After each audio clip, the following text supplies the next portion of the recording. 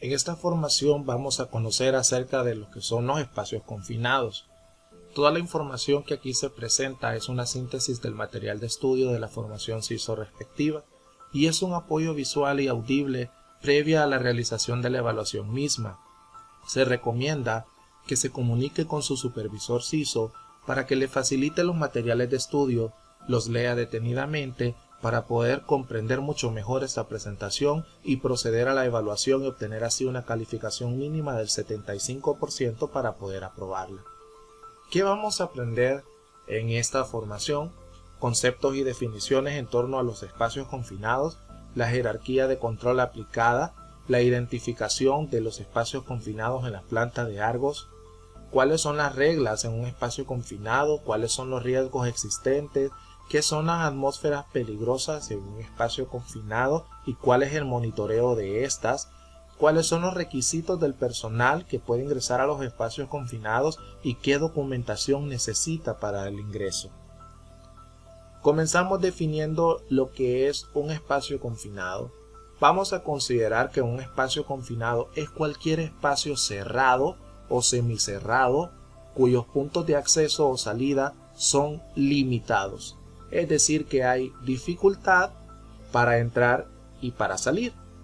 No son considerados como lugares en los que deba haber personas de manera continua, ya que presentan riesgos potenciales que veremos más adelante. La Agencia para la Seguridad y la Salud Ocupacional de los Estados Unidos, por sus siglas OSHA, define un espacio confinado como un espacio que exhibe ambas de las siguientes condiciones.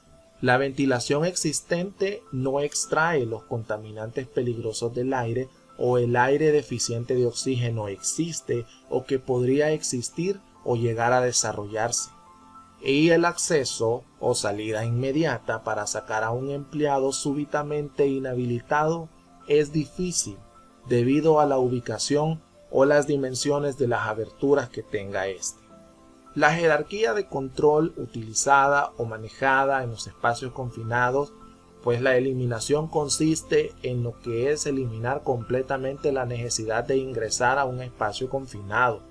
Un ejemplo es la implementación de un rack aéreo para el cableado eléctrico de modo que éste no esté de manera subterránea sino que de manera más accesible y así evitar ingresar a un espacio confinado que pueda provocar un daño corporal de inmediato o a futuro a los trabajadores. La sustitución consiste en reemplazar o sustituir un material o equipo o realizar una modificación a un área o proceso de forma tal que no sea indispensable el ingreso a un espacio confinado. Hay que aislar al trabajador de todas las fuentes de peligro a las que puede estar expuesto en el interior de un espacio confinado, colocando algún tipo de barrera, por ejemplo el procedimiento Lototo. En los controles de ingeniería, pues es reducir la exposición a los riesgos existentes en el interior de un espacio confinado haciendo uso de equipos o sistemas de ingeniería para lograr la mitigación de los mismos.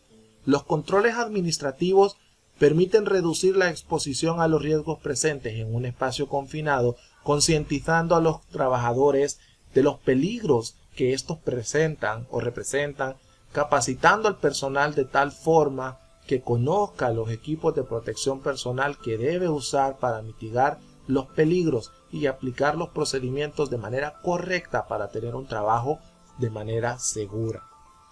Y el último es el equipo de protección personal, que permite reducir la exposición a los riesgos presentes en un espacio confinado a través del uso de dispositivos y equipos de protección personal cuando ya se han implementado las demás líneas de control de la jerarquía y aún así puede existir algún riesgo, entonces se dota al personal con el equipo de protección personal necesario para realizar la actividad en ese espacio confinado.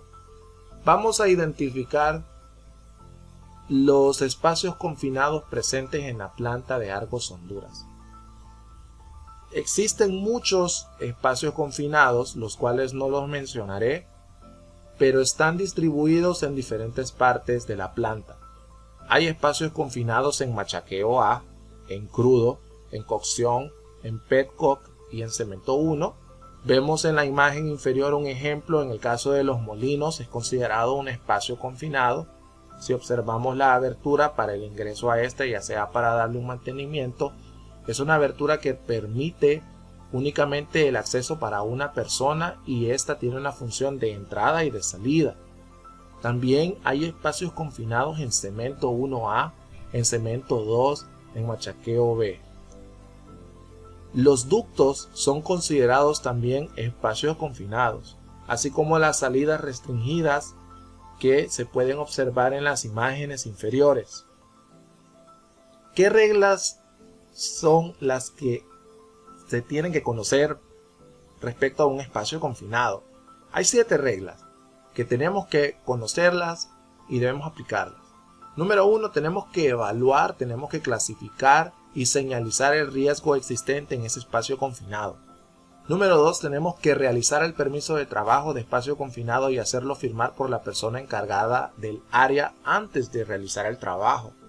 Número 3, el acceso a estos espacios confinados solo está permitido para personal autorizado y capacitado sobre los riesgos, procedimientos de control y plan de rescate. Número 4, hay que verificar el plan de comunicación entre el personal que entra al espacio confinado y el personal que está en el exterior de este. Número 5, pues hay que asegurar la ventilación del espacio confinado. Si hay peligro de gases, una persona competente debe de realizar y monitorear las pruebas ambientales respectivas durante la ejecución y también previo a la ejecución de la tarea. Número 6. Hay que asegurarse de tener los medios necesarios para evacuar de forma rápida de un espacio confinado. Y número 7. Hay que consultar. En caso de dudas y para la actividad si se observa un riesgo imprevisto, hay que consultar a personal que esté más capacitado. ¿Qué riesgos se presentan en un espacio confinado? Existe la posibilidad de sepultura por caída de material, vibraciones, sofocación por inhalación de polvo, puede haber un riesgo de explosión, caída de distinto nivel o en el mismo nivel, iluminación deficiente, falta de oxígeno, fatiga física por sobreesfuerzo, calor, inhalación de gases, polvo, humo, intoxicación por sustancias tóxicas, posturas inadecuadas, puede haber presencia de ruido, caída de objetos y material desde altura, incendio o electrocución. Estos son los riesgos más generales que pueden haber en un espacio confinado. ¿Qué son las atmósferas peligrosas en un espacio confinado? Bueno, la atmósfera en un espacio confinado se considera peligrosa si tiene una o más de las siguientes situaciones. Puede haber deficiencia de oxígeno en la atmósfera dentro de ese espacio, o puede haber el opuesto, que es un enriquecimiento de oxígeno, así como puede haber presencia de gases, de vapores y polvos inflamables o presencia de gases tóxicos. Si se cumple cualquiera de estas, tenemos una atmósfera peligrosa en ese espacio confinado. Veamos cada uno de estos. Primero, la deficiencia de oxígeno. El aire normal que nosotros respiramos contiene un 21% de oxígeno. Un espacio con un contenido debajo del 19.5% de oxígeno es considerado una deficiencia, que puede causar que una persona colapse y muera. La reducción de oxígeno es causada por la moosidad, actividades bacterianas o desplazamiento de otros gases, y el uso de gases inertes como el nitrógeno para contrarrestar los vapores inflamables puede dar como resultado una atmósfera deficiente de oxígeno. Según el porcentaje de oxígeno presente en esa atmósfera, así reacciona nuestro organismo presentando diferentes sintomatología. Del 19.5 al 16%, recordemos que vamos en una reducción, en una deficiencia de oxígeno, puede presentarse fatiga y mala coordinación. Del 16% al 12% puede haber un incremento de la respiración y el pulso, no hay una coordinación y hay un juicio pobre. Del 12% al 10% hay un incremento de la respiración y se puede observar una coloración azul en los labios y confusión mental. Del 10 al 8% puede haber presencia de náuseas y puede haber presencia de vómito. Del 8 al 6% ocurre un colapso y una muerte en aproximadamente 8 minutos. Y del 6% a un definitivo 0%, la persona expuesta a esta carencia de oxígeno cae en coma en 40 segundos y muere. El opuesto, que es el enriquecimiento de oxígeno, el aire normal que respiramos, como veíamos, contiene un 21% de oxígeno. No quiere decir que si un espacio confinado tiene más cantidad de oxígeno, es mejor. No. Un espacio con un contenido mayor de 22.5% se considera una atmósfera enriquecida de oxígeno, y esas fuentes de oxígeno extra se da típicamente por fugas en cilindros usados para trabajo con equipo de corte oxiacetileno. El detalle está en que las cantidades de oxígeno mayores de 22.5% son un peligro de fuego o explosiones en presencia de otras sustancias inflamables. Por lo tanto, también es considerada una atmósfera peligrosa. La presencia de gases, vapores o polvos inflamables pueden dar ignición en presencia de una chispa o una flama.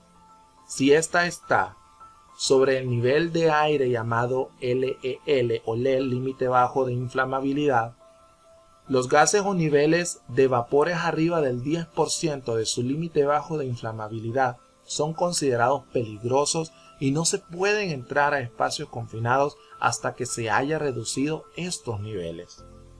En las imágenes inferiores podemos observar cómo se realiza lo que es el monitoreo de la atmósfera en un espacio confinado previo a su ingreso a través de dispositivos tecnológicos. Hay dos en este caso que veremos más adelante. Y la última es la presencia de gases tóxicos. El nivel es muy alto, la mayoría de los químicos en el aire pueden ser mortales al contacto o pueden ocasionar daños permanentes. En niveles bajos, los químicos también pueden causar daños.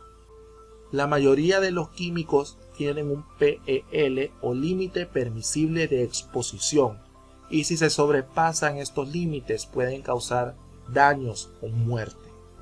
Ya sean químicos no tóxicos o en niveles bajos, si los niveles están en suficiente cantidad o suficientemente altos, son peligrosos. Y las muertes más comunes en espacios confinados resultan por los químicos de sulfuro de hidrógeno y el monóxido de carbono. Veamos en la imagen inferior izquierda cuáles son los efectos que pueden ocurrir de acuerdo a la cantidad de sulfuro de hidrógeno presente partes por millón en un espacio confinado.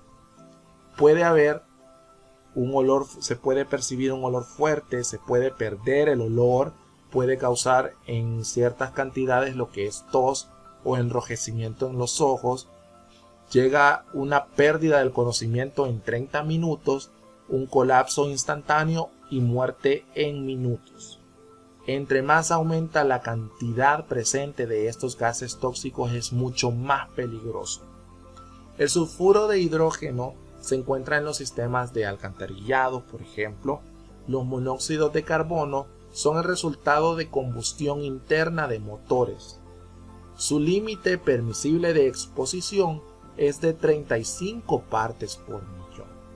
Y otros químicos tóxicos pueden incluir el humo de soldadura, vapores de residuos líquidos en tanques de almacenamiento u otros productos usados en espacios confinados. ¿Cómo se realiza el monitoreo de la atmósfera en un espacio confinado? Bueno, en imágenes anteriores vimos el ejemplo de cómo se utiliza dispositivos tecnológicos para poder monitorear una atmósfera. Bueno, y es que así se realiza. El proceso de evaluación analítica es ejecutada en el sitio de trabajo utilizando equipos electrónicos portátiles llamados analizadores de gases para determinar las características de la atmósfera en cuanto a la concentración de vapores y gases tóxicos, la concentración de oxígeno en el aire y el nivel de inflamabilidad. Al realizar este monitoreo en la atmósfera se debe de tener en consideración varias advertencias. Número 1. Nunca debemos de confiar en nuestros sentidos para determinar si una atmósfera es segura o no. Número 2. Muchos gases o vapores tóxicos no se pueden oler. Tampoco se puede determinar el nivel de oxígeno a menos que se tomen muestras respectivamente. Siempre hay que tomar lectura a varios niveles para asegurarse de que todo el espacio es seguro. En la imagen de la parte inferior izquierda podemos ver cómo se realiza el muestreo. Y este muestreo debe llevar un orden. Hay que verificar el contenido de oxígeno, la presencia de combustibles y la presencia de gases tóxicos como el monóxido de carbono y cualquier otro material peligroso. El muestreo pues se realiza el más liviano que el aire, que es el metano, el monóxido de carbono, que es igual que el aire, y el sulfuro de hidrógeno, que es mucho más pesado que el aire. Por eso tenemos que realizar muestreos en diferentes niveles, tanto superior como muy inferior. El que haya un buen aire en la entrada no quiere decir que también es bueno en el fondo del espacio confinado. Puede haber un buen aire, puede haber un aire pobre a nivel intermedio del espacio confinado o un aire muerto al final de este. En las imágenes al lado derecho podemos observar dos tipos de analizadores de gases que son utilizados generalmente en la planta para poder realizar el monitoreo de atmósferas peligrosas. Los requisitos que tienen que tener las personas que van a ingresar al espacio confinado es contar con los permisos autorizados respectivamente, así como contar con su equipo de protección personal. También aquí se involucra el equipo de rescate, como podemos observar en la imagen al lado derecho, que se debe de contar en caso de realizar algún procedimiento de emergencia o rescate. Podemos observar lo que es el trípode, la cuerda de vida, el arnés de cuerpo completo como parte del equipo de protección personal específico para trabajos en espacios confinados, y el equipo básico que debe de llevar de su casco, debe portar sus guantes, etc. Y en esta ocasión, ya que es un espacio confinado, tiene que utilizar el equipo autocontenido o de respiración autónoma al momento de ingresar. También tiene que tener esta persona que va a realizar ese trabajo entrenamientos vigentes, debe estar capacitado, no debe padecer de claustrofobia, de ansiedad o de miedo a las alturas. También tiene que hacerse un chequeo previo de la presión y que esté en buen estado. Antes de realizar este tipo de trabajo debe dirigirse a la clínica de la planta a poder chequear su presión arterial y que ésta esté en correcto estado para poder ejecutar dicha actividad en espacio confinado. El índice de masa corporal de la persona debe ser preferiblemente menor a 30 kilogramos por metro cuadrado. Debe contar con medios de comunicación para estar en constante comunicación con las personas involucradas. Y debe de cumplir con los procedimientos correspondientes para este tipo de trabajo. Se tiene que tomar en consideración la autorización de los permisos, la vigilancia, ya que debe de haber una persona como observadora mientras la otra ingresa al espacio confinado a realizar el trabajo. Debe de verificarse las entradas y salidas, la limpieza alrededor de los puntos de acceso del espacio confinado y de todo lo que involucre en este, el equipo de monitoreo que va a estar encargado de monitorear, valga la repetición de palabras, las atmósferas y ver cómo éstas se comportan, y la constante comunicación con el personal que está dentro del espacio confinado para conocer su estado actual o si existe algún riesgo y debe de evacuar o ir a su rescate, así como garantizar una ventilación correcta de este espacio confinado, ya sea utilizando ventilación forzada. El cálculo del índice de masa corporal pues conlleva una fórmula sencilla que vamos a dividir nuestro peso en kilogramos entre nuestra estatura al cuadrado. Es decir, la fórmula es IMC igual a peso entre estatura por estatura. Las variables tienen que ser el peso en kilogramos y la estatura en metros. Vamos a ver un ejemplo. Juan tiene un peso de 190 libras y tiene una altura, o sea, mide, su estatura es de 1.80 metros. Tenemos el peso, pero está en un valor de libras. Vamos a convertirlo a lo que es kilogramos. Y un kilogramo es el equivalente a 2.2 libras.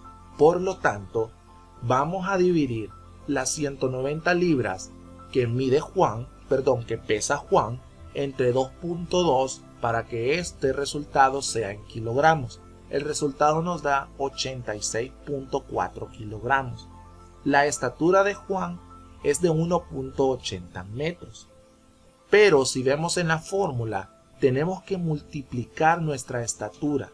Es la estatura por la estatura, es decir, 1.80 por 1.80. Y nos va a dar 3.6 metros al cuadrado. Entonces, el índice de masa corporal va a ser el peso entre esa estatura al cuadrado. Es decir, los 86.4 kilogramos que pesa Juan entre 3.6 metros al cuadrado, que es la estatura. Y nos va a dar un valor de 24. Si vemos en la escala, el índice de masa corporal de 24 oscila entre un índice normal. El índice normal, que está en color verde, oscila de 18.5 a 24.9. Arriba de eso se va a entender como sobrepeso, y entre más alto sea ese índice de masa corporal, se va alcanzando los grados de obesidad, y si es menor a 18.5 es considerado bajo peso. Por lo tanto, es considerable de que la persona que va a ingresar a un espacio confinado, su índice de masa corporal debe ser menor a 30 kilogramos. Es decir, tiene que estar por mucho en un sobrepeso normal. Los documentos que son necesarios para el ingreso a un espacio confinado son el permiso de trabajo en espacio confinado, que deberá ser revalidado en cada cambio de turno cuando el trabajo involucre 2 o más turnos, y colocado en la entrada del espacio confinado, y una copia en el tablero de aviso de bloqueo de la sala de control. El plan de trabajo seguro o PTS deberá ser revalidado por medio de firma de recepción en cada cambio de turno, cuando se involucre también 2 o más turnos, y colocado en la entrada de ese espacio confinado. En caso de no existir una PTS, debe de tener por lo menos un ART. El ART es el análisis de riesgo de la tarea, que deberá ser uno para cada actividad en espacio confinado. ¿Cómo hacer un ART? Lo podemos ver en la formación específica de análisis de riesgo de la tarea. Y el plan de rescate debe de existir uno para cada actividad de espacio confinado, debidamente revisado por una persona de la brigada de respuesta de emergencia o una persona competente.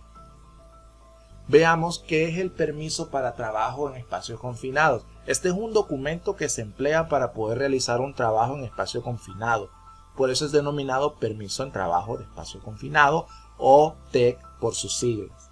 Y es requisito su análisis, su comprensión, su llenado y la autorización previa antes, es decir, de realizar este trabajo. Ahora, ¿cómo está estructurado este documento? En la parte frontal podemos identificar dónde vamos a realizar ese trabajo, es decir, dónde está ubicado ese espacio confinado, cuándo lo vamos a ejecutar, en qué área se va a ejecutar, qué es lo que vamos a hacer, una descripción breve de ese trabajo, qué equipo de protección personal adicional necesitamos. Ocupamos el arnés de cuerpo completo, ocupamos cuerdas de vida, respirador, protección auditiva porque hay presencia de ruido. Necesitamos un traje contra partículas, el equipo autocontenido o de respiración autónoma. Ocupamos traje de soldador o un traje aluminizado debido a que hay altas temperaturas dentro de este espacio. ¿Qué medios de comunicación tenemos para poder ejecutar la actividad? Radio, teléfono, a través de la voz, a través de gritos, a través de señales de manos, a través de cuerdas, alar la cuerda para indicar de que todo está bien o que hay algún riesgo. ¿Qué tipo de verificación en el permiso se tiene que hacer? Hay que responder estas preguntas con sí o no aplica. Si el equipo de trabajo se revisó, se analizó el ART, es necesaria un bloqueo de energía, se cumple el procedimiento Lototo en esa actividad que vamos a realizar, y así en cada una de estas preguntas responderlas correctamente. Miembros del equipo de trabajo, ¿quiénes son las personas que van a participar? Colocar sus nombres, poner el chequeo de presión arterial si la realizó o no, acompañado del documento que emite la clínica médica de planta para garantizar que sí se realizó la presión arterial, ese chequeo. La medición de gases o nivel de oxígeno en ese momento, a qué hora, qué cantidad hay de monóxido de carbono, de sulfuro de hidrógeno, etcétera. La temperatura también es considerada. La autorización de este permiso, pues quién lo firma, el líder del equipo de trabajo y la firma del supervisor Argos del trabajo. En la parte de atrás, pues qué equipos y mediciones son necesarias para el espacio confinado. Aquí se pueden identificar 3 colores. Los que están en amarillo, pues estas las tiene que evaluar directamente el líder. Los que están en color rojo, pues sí se deben de evaluar obligatoriamente. Y los que están de color blanco, pues no son necesarios.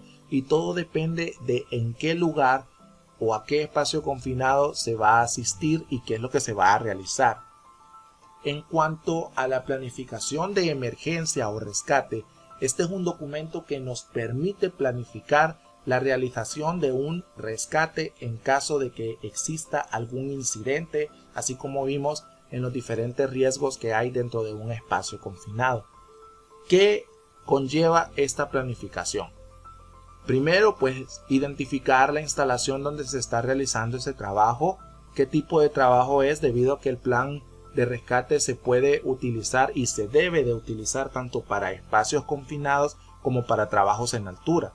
Qué fecha, qué hora, el lugar de ejecución, la breve descripción del trabajo, y si es un espacio confinado hay que colocar el nombre de la persona que está como observadora de la ejecución de esa actividad. Aparecen lo que son los números de contactos en planta en caso de emergencia. Luego un espacio donde se va a colocar los datos de los brigadistas que llegaron a hacer la revisión de este plan de emergencia, la firma o el nombre del supervisor Argos, el contratista y sus números de contacto, así como la información de dónde pueden ser atendidos los miembros del equipo de trabajo en caso de una emergencia, ya sea un hospital o una clínica donde tienen su seguro médico o su seguro de vida. La información de las personas que están ejecutando el trabajo, el nombre del colaborador, su tipo de sangre, si tiene algún padecimiento o dolencia, el nombre de un familiar o un contacto en caso de emergencia y su número respectivo, así como los números de emergencia que están ahí mismo de cuerpos de socorro externos en caso de que se necesiten. En la parte siguiente está la verificación en caso de rescate. Una vez evaluando la actividad que se está realizando, hay que determinar el nivel de rescate que puede ser empleado para tal y describir brevemente cómo se realizaría este rescate en uno de esos 5 niveles que corresponde a la actividad que se esté ejecutando en el espacio confinado. La forma de comunicación que se está manejando, si es por voz, si es por radio o si es por teléfono celular. El entorno de trabajo es ruidoso, hay que considerar ese aspecto. Hay radios suficientes para todo el equipo de trabajo, o la forma en cómo ellos se comunican, todos pueden comunicarse. Están los números de teléfono también estipulados en el ART o en el PTS, o si hay algunas observaciones en cuanto a la comunicación adicionalmente. Luego están los equipos y los medios mínimos necesarios para la intervención del rescate en menos de 10 minutos.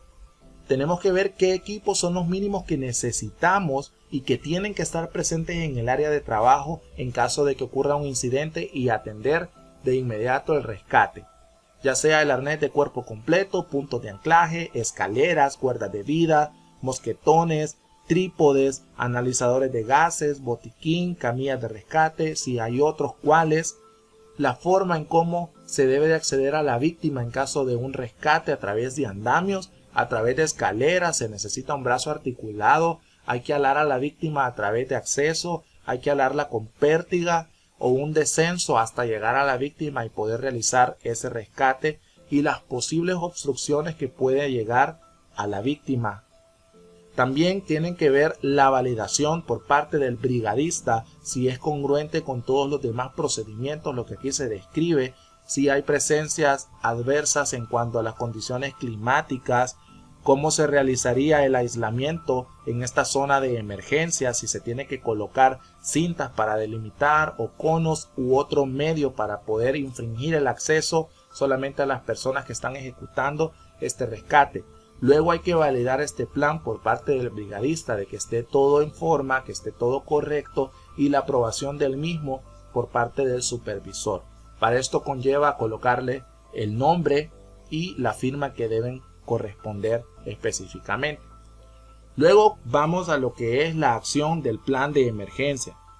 Realizar la acción del plan de emergencia conlleva a una verificación previa analizando el lugar o el caso descrito donde se está ejecutando el trabajo en espacio confinado. Luego de eso hay que hacer una activación de la emergencia. Esta activación de la emergencia llama a los cuerpos de rescate, la brigada de emergencia, para poder atender directamente. Si es necesario que se movilice la ambulancia, se deberá realizar como tal. Hay que evaluar la escena, hay que evaluar riesgos, hay que evaluar y analizar u ordenar si es necesidad de apagar equipos, hacer cortes de energía o monitorear los niveles de oxígeno y explosividad del lugar. Hay que darle una atención específica a la persona o a la víctima que está dentro del espacio confinado y que hay que rescatarle. Si es necesario oxigenar al lesionado, si hay que rescatarle por cuerda, etcétera, o si se tiene que activar un plan de emergencia externo en caso de no contar con los recursos, por ejemplo el apoyo de la Cruz Roja o la Protección Civil. También aquí tiene que volverse a tocar el tema del índice de masa corporal en el caso de las personas que van a ejecutar el rescate y también a la persona a la que van a rescatar. Por eso es muy importante que el índice de masa corporal se deba de cumplir esos índices, debido a que puede dificultar el rescate, ya sea que quienes rescatan no cumplan con esto o la víctima tampoco lo cumpla, y eso puede perjudicar salvar su vida. Hay que considerar algunas prohibiciones en cuanto a la ejecución de un plan de emergencia. ¿Qué es lo que está prohibido para el brigadista? Bueno, está prohibido ingresar a un espacio confinado si no se monitorea la atmósfera. Está prohibido ingresar sin equipo de aire autónoma cuando la atmósfera está enriquecida. Es prohibido realizar rescates sin inspeccionar el equipo de rescate que se va a utilizar. Es prohibido usar equipos de corte, soldaduras o realizar boquetes en espacios confinados con atmósferas enriquecidas, ya que puede conllevar un riesgo de explosión. Y es prohibido intentar hacer el rescate sin contar con los recursos o apoyos necesarios. Todo esto se tiene que considerar en cuanto a la acción de un plan de emergencia y rescate en un espacio confinado. La información provista en esta presentación se basa de información en documentos anteriores, la cual fue actualizada y reestructurada en acompañamiento con la oficina CISO de la planta Piedras Azules de Argos, Honduras, para fines formativos, y otra información, texto, imágenes y vídeos de fuentes externas acorde a la formación provista y personal con experiencia dentro de la planta. Trabaja seguro, quédate con nosotros.